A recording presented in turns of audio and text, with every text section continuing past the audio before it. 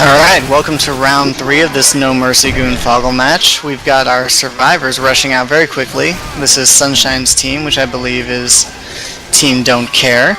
We've got a powerful jockey, a decent intercept smoker here. Boomer pops on it. And we've got a major chip going out. This is 70, over 80 damage. Solid hit. The survivors clearly wanted to avoid the, the initial hit here. Notice in terms of discussion of strategy that they've skipped the side garage, which is an interesting call because of course in Left 4 Dead speed is paramount. The fewer attacks you take, the more health you have, the more points you get. But they have skipped 2 pills, a Molotov, and an Uzi pickup by skipping this garage here. And of course this is fresh, right? Because especially if this is fresh, but on all Goonfogl configurations, Molotovs and all throwables are extremely rare, and unless they get a tank in the sewers, tanks cannot put themselves out here. A Molotov is extremely valuable. I'm really curious to see if they'll be able to overcome that deficit. And we've got the panic going. The survivors are moving slowly. Smoker does not get the pull properly, and so the survivors look for them to be moving forwards off of this relatively vulnerable rooftop. Although clearly they're nervous about the hunter who has been crouching for the past 30 seconds. We've got a charger. Ooh, and that was a great double cap, but unfortunately the spit was just aimed a little too poorly. Still, definitely a solid attack. We've got no one incapacitated yet, but we have 2 pills popped, possibly a third coming. We've got a tank. This is really bad news for the survivors because, of course, they are in the middle of the panic. We've still got at least another wave. This is a long panic. And the tank is rushing in. If they had the Molotov, they might stand a chance, but if they can do this, this is going to be more a problem of the tank's incompetence than the survivors' competence. We've got a jockey up top in the drop-off room. The tank is going to be babysitting that.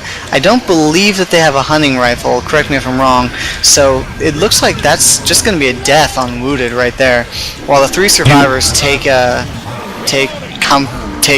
cover, by the burning gas station, which is probably the best place to fight a tank on this portion of the map. And is that you being back slow? But yeah, it is. I am back, and Zoe actually has a hunting rifle, Black Sunshine. Try and make use of that. Oh, I see it now. Good catch. Not terribly excited about this wine. It seems a little flat, but that may have been the martini overpowering my taste buds, so I will provide a further review in a moment. Wow, whoa, crazy. That forklift was really close. Sunshine escapes. His ball is barely intact. Who am I kidding? Sunshine doesn't have any balls left. Mad took them all. Watch how Sunshine is doing his damnedest to chip that tank as best he can. As I say that, he moves into a corner out of his line of sight. But, here we see the forklift lands on the rooftop, so that's going to be difficult to reach. But here we see the interplay between keeping line of sight away from the tank and chipping it as much as possible. Excellent kill on the jockey before he gets hit there. That's something I've always have had trouble with, is keeping that pressure on the survivors and not losing LOS, but still managing to keep your health at a reasonable amount. That's a difficult skill to master, and Sunshine's had plenty of hours sitting home alone doing nothing but practicing that. Hands up! Hey man! Notice, by the way, that while Bill and Zoe, Lemonade and Sunshine, do a decent job of trying to keep the chip on, poor old ISNDL is tying the commons at the foot of the ladder. Commons are actually the hardest enemy in Left 4 Dead, so any team that can successfully kill 3 or 4 common is truly a master of their chosen trade. Oh, there's a jockey scratch to take down Bill. Sunshine's still throwing rocks, refusing to go in. I guess that's a Goon passive-aggressive strategy that we've come to expect. Got 1 survivor left running for points. Typical cowardice as well. Really passive aggressiveness and cowardice are the 2 things we can expect most out of the Goon players here. Left, that's Lewis with the Bucks. Lewis. Lewis is ISCNL. I don't know if he's good. Is he any good? I have no idea if he's good. Mediocre, apparently. Our technical support team is telling us. I'm willing to believe it. So we've got a score of 1070 to 362. It's a difference of about 708 points. That one's for you, Matt, about video games. Notice how I did math, and I'm pretty damn drunk. So more proof that girls are just dumb and bad at math and sciences. And we're back with the second half of round 3, excuse me. Cutting out a little bit there because of the re-ready, but you should, viewers, still get to hear Slow talk about how terrible girls are, so you should be glad about that. I would be more than happy to provide extended lessons on why girls are awful at everything, and if anyone was interested to hear. I am misogyny given form. Alright, so we've got a pretty good boom here in the alley. And let's see, that was some pretty solid chip damage. Will be interesting to see if they can really leverage that damage dealt by the time the tank spawns. Yeah, notice how, for example, that most of the damage there was from punches. You can't discount scratches and their power, especially in a game of, I'll steal a quote and say a game of inches like Left 4 Dead, where the difference of half a second in the timing of an attack can mean a wipe and 10 damage.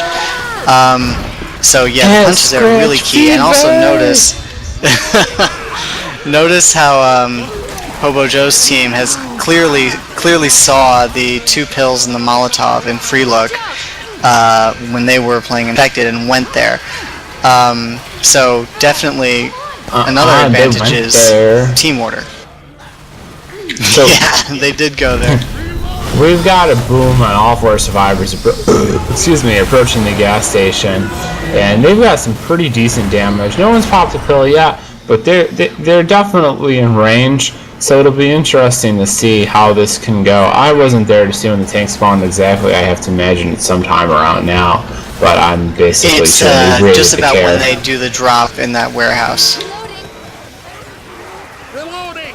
Got the 4 infected trying to find their spawn. Seems like they're having some trouble getting set up, so I'm not expecting a phenomenal attack here before the tank.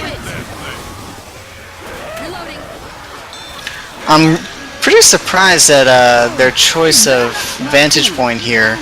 Now, the old spot in Left 4 Dead 1 was, of course, I can't really indicate it to you guys listening to this cast, but by the gas station, the explosion of the gas station.